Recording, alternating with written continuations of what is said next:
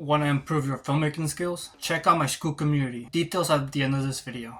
1 year ago, I made my first ever screenplay. I gave this to my professor to review it and give me feedback, and this is what I got. So most importantly, getting feedback is really helpful. It keeps you accountable, it lets you know the mistakes that you made, and it builds a lot of pressure to not do it again. Because imagine you give your professor back the paper that you wrote and you didn't change the things that they suggested. Kind of embarrassing, right? But to be honest, the writing process wasn't as challenging as I thought it was gonna be. The most challenging part actually was coming up with the idea. This is just me, but I really struggled to come up with the idea of the story, because once you come up with that idea, like once you have like sort of like a jumping point, you have to come up with lots of new ideas on several details about the world that you created. Either be the timeline, location, how characters are supposed to act. There's lots of things that you have to keep track of and new things that you have to come up with in order for the story to fit. And as longer your screenplay becomes, the harder it is for you to keep track of details from previous parts of your script. So make sure to keep at least your first screenplay relatively short.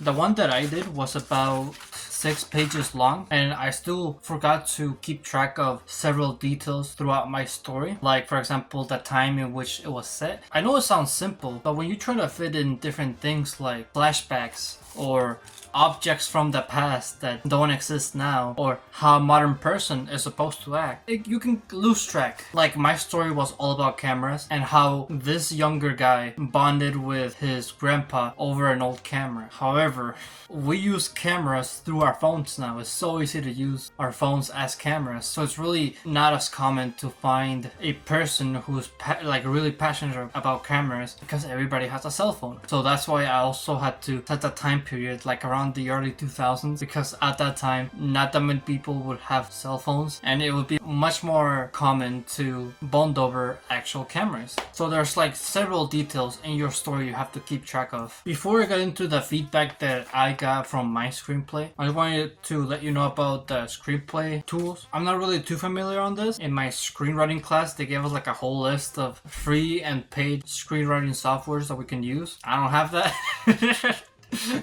The one that I used was Studio Binder. This is the only one that I can give you experience on, and when it comes to the actual use, it was actually really easy and really handy. Everything was easy to understand, it was really presentable. The only issue that I had with it was when it came to exporting. I don't know why, but I just, for some reason, when it came to exporting it, there were several typos, and also it was not in order. So what I had to do was copy and paste my screenplay into a Google Docs, because I couldn't export it correctly through Studio Binder. So that's the only problem I have with it. If you could tell me of a better free screenplay software out there, please let me know. I'll be really happy to check out other screenwriting softwares and just try to figure out what the best option is for free. Alright, so once again, when you create a story, there's lots of things that you have to keep track of. And one of the most important things has to be the text tools. As you can see on screen, when the first thing that you have to write has to be the location. You either write exterior or interior, and then the location of your setting, or pretty much where you want it to be. And every time you change locations, you have to have this. And there are several other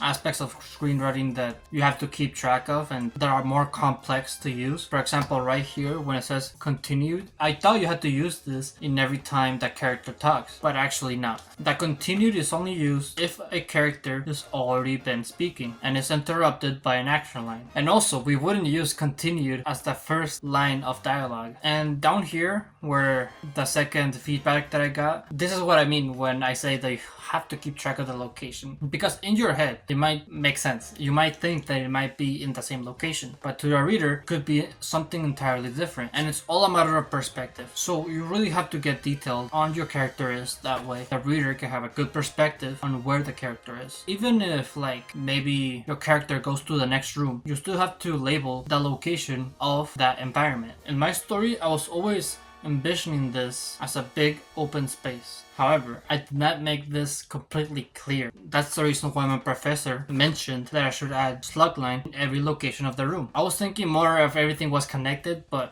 I didn't specify that it was. Same as the exterior, the interior also has to be highly detailed. And if you miss some details, your reader is gonna pick up on that. So always keep track of it. This is another problem that I had, was the fact that I would sometimes write in past tense, because in my story I had flashbacks, but you would would still also have to talk in present tense because that story that you're telling is happening right now. This is probably something that's more known for people who already do screenplay, but for the beginners out there, always make sure to capitalize the names of people being introduced. Even if like the character, you introduce them as unknown, like you don't want to reveal their name yet, when you eventually do reveal their name, you still gotta capitalize their name because you're still introducing them. This is a mistake that I made with my main character. For a little while, I kept them unknown, but eventually when I did reveal his name, I forgot to capitalize his name. And I also made the same mistake on the flashback that I mentioned. We go back to the old version of the second main character, Tom. We go to his younger self, and his younger self is still a new version of him, so we still gotta capitalize his name. So I just want you to keep that in mind. This is what I mean when you have to keep track of time periods and the details that there are on that time period. Small things like that do matter and will be pointed out if not done correctly. And talking about specifying details, transitions also have to be specialized. You can't just say transitions to this place. You have to specify the transition that you want, because if you're gonna say that you're gonna add a transition, then you might as well come up with one. You can't just say there is one. You have to give detail on that. That's why my professor told me that I should have added like dissolved into. So you gotta be really careful with every single detail. And also when it comes to introductions, you also need action lines, even if it's a flashback. Once again, that's it when it comes to the technical aspects of it. In my story,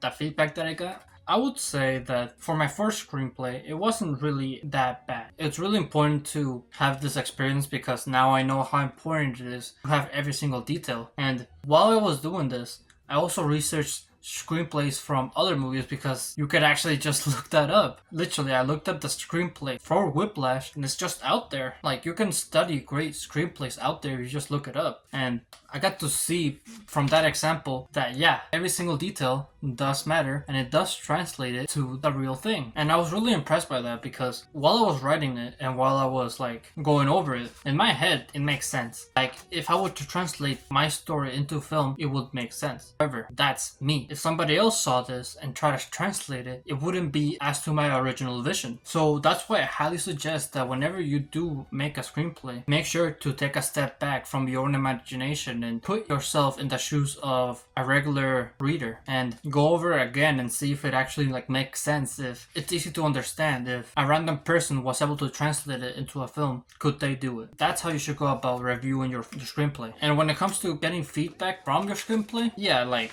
getting feedback from like the general screenplay stuff, like slug lines and action lines and transition, all that can be helpful. But I feel like what's most helpful of all has to be plot feedback, because plot feedback is pretty much what generates your imagination. If somebody else says, hey, what if this happened in your story? You'll automatically, like, your imagination will go wild. And that's what my professor did. She added a lot of plot feedback, actually more, I would say she added more plot feedback than actual screenwriting feedback, which just sparked my imagination. And if I were to continue this story, I will probably have something good in my hands. You know, one of the key aspects of filmmaking is working with people, and to be honest, it's really fun.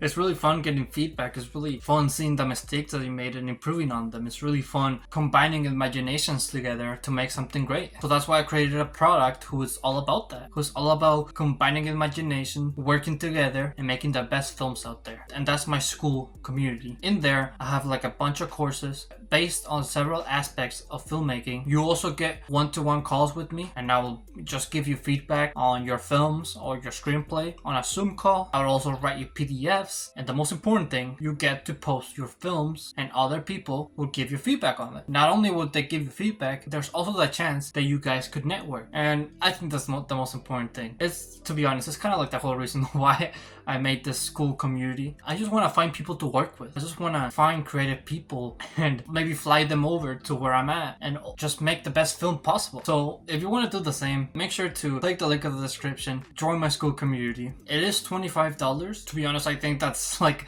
a good price to pay for your future. Like, compare that to other film products, like around $100 plus. This one's only $25. I do plan on making it more expensive because I want to add more things, and the more things I add, the more expensive it gets. But I will say this, if I do make it more expensive, I will increase the value of it. I will make it much more valuable for you. So that's why you should take advantage of the low price right now, because if you buy it right now, that price will stay the same forever as long as you're in that community. So I'll just keep adding more value to it. That price will stay the same, and we could all be a happy community together. So with that, thank you for watching this video. If you liked it, make sure to leave a like, subscribe if you're new or if you like my channel, and always remember to live your life like there's no tomorrow.